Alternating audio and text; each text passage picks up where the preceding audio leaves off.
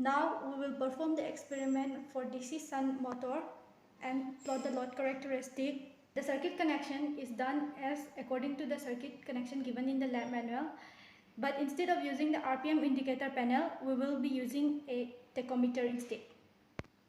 We have connected a single phase power supply panel to the DC motor drive panel. Here we see two DC motor drive panel. We can use either of the panel. From the DC motor panel, we have connected it to the DC series shunt or compound motor panel. We will be connecting it according to the experiment we are doing. We are doing for the shunt motor, so we will be connecting it for the shunt connection. This is the loading for the DC motor. Before starting the experiment, we have kept the DC motor unlocked. Now we will start the experiment. Before starting the experiment, we will see if the MCB is in the off position and the ACR firing control in the minimum position. To start the experiment, we will turn on the power supply. Before turning on the MCB, we will give some load to the DC motor drive. We have given a load of 1 kg. Then we will turn on the MCB and turn the ACR firing control switch slowly in the clockwise direction.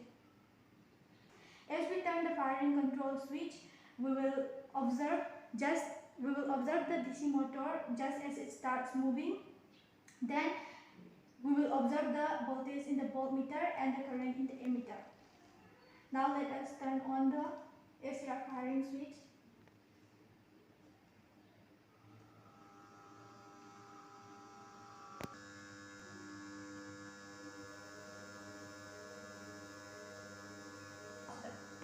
The motor has started moving, so we will observe the voltage in the voltmeter and the current in the ammeter. We will note down the voltage and the current in the observation. The voltage is 45 volt and the current is somewhat 2.5 ampere. Now we will give different loading and observe the speed of the DC motor. Now we will keep the voltage in constant. Let's keep it to 100 volt.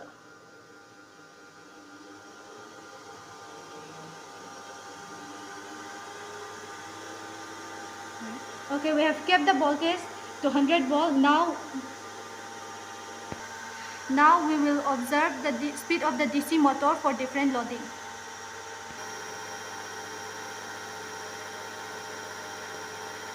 For the first observation, for 1 kg loading, we see that the speed is 930 RPM.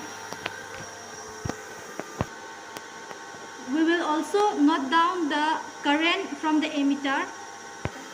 Just like the first experiment, we will take 3 more observations for the DC shunt motor also.